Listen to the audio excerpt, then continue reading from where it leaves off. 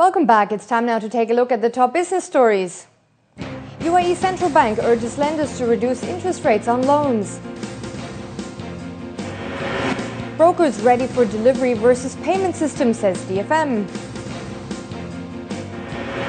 And all G8 leaders said to support Lagarde as new IMF chief.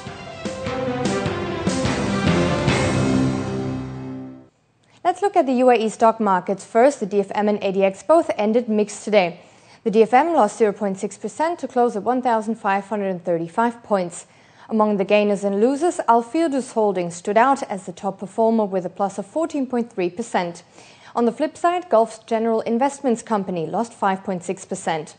Also among the stocks in the red today is Emaar Properties, which fell 1.6%, as did Drake & Skull, which dropped 2%, and Dia Development, which lost 1%. 140 million shares were traded, valued at 109 million dirhams.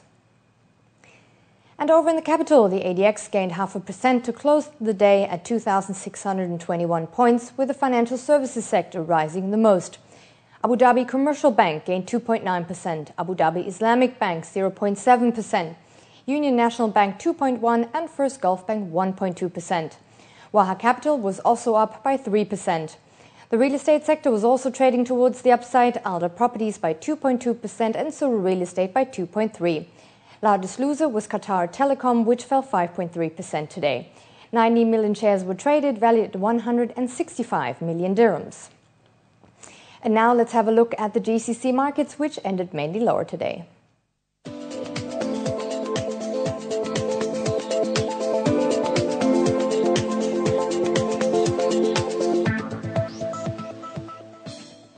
In the currency markets, the US dollar extended its losses last week as risk appetite picked up despite the Eurozone sovereign debt crisis once more spooking investors. To talk us through the currency markets, we are now joined by Gaurav Kashyap, head of DGCX trading at Alpari Middle East DMCC. Hi, how are you? Very well, thanks. There's one question I want to know. Tell me, why doesn't the dollar profit more from this ongoing sovereign debt crisis in the Eurozone? Well, Linda, if we looked at trading towards the end of trading during last week, we noticed that the dollar was actually underpinned and a lot of the gains were capped as a result of some negative data coming out of the US. Now, despite this influx of risk sentiment coming into the markets, we did see the euro, the GBP, and the Australian dollar, their upsides moves being underpinned. We saw the euro being capped at about 143.50 levels. GBP wasn't able to breach 165.20 levels, and the Australian dollar was capped at 107.20. And a lot of these upper resistance levels were maintained because of that huge elephant in the room, and this, in that case, it's obviously being Greece at the moment. Now, a lot of the US dollar will remain well bought as a result of the Troika report, which is expected towards the end of trading this week.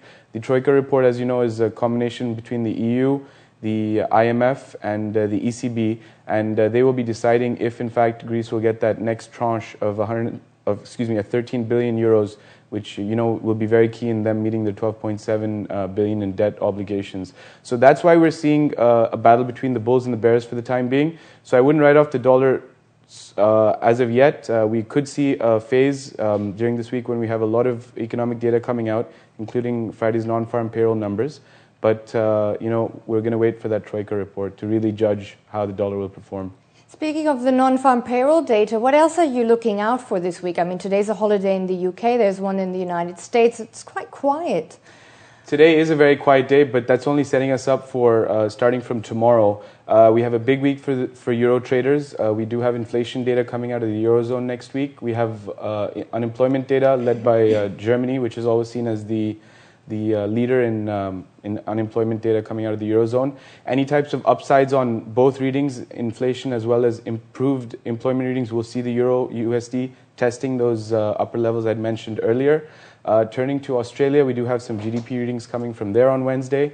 And of course, the story is the US dollar Swiss franc, which has hit an all-time low at below 0.85. And they will be having their GDP reading on Tuesday as well. So any types of upsides in those, we'll see risk sentiment coming back into the markets, and we'll see the dollar being tested. But once again, this all depends on that Troika report towards the end of this week. Okay, we'll watch that very closely. Thanks for coming in. Always a pleasure. See you next week. Wonderful. And now to our top stories. The UAE's central bank has urged lenders operating in the country to reduce their interest rates on loans.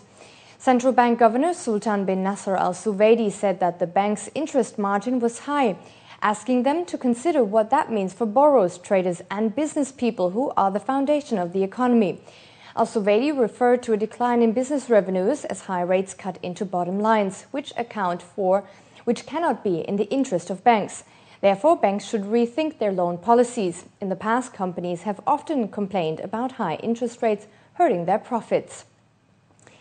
Dubai stock market operator said that its brokers and custodians are ready to employ the newly introduced settlement mechanism, delivery versus payment, meeting a crucial criteria to receive emerging market status from index compiler MSCI.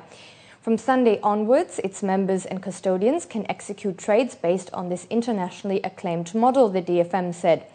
Through the system, payments are made on the day that securities are delivered, which aims to reduce investors' risk. Managing Director and CEO of the DFM, Essa Kazim, told a local paper that the introduction of the delivery versus payment model reflects DFM's ongoing commitment to develop the exchange's infrastructure and adopt international standards. Also, the system is a key criteria set by the MSCI for the UAE stock markets to be able to receive emerging market status. And in our fast financial news, Abu Dhabi National Oil Company has commissioned its first compressed natural gas filling station called Khalifa A. Of the 16 planned, so far 6 such filling stations have been built across the Emirates.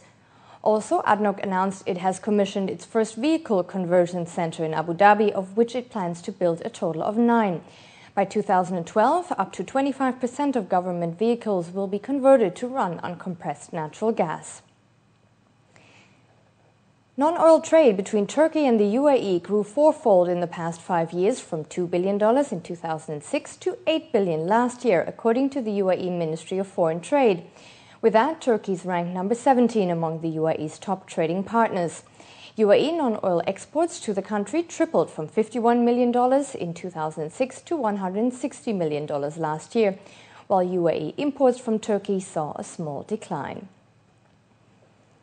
The GCC countries will dedicate over $90 billion for airport developments over the next couple of years. This includes Dubai's Al Maktoum International Airport, which will cost around $10 billion, and the Abu Dhabi International Airport Midfield, which is expected to cost nearly 7 billion dirhams. And after the break, we will run you through what's making the headlines in international business today.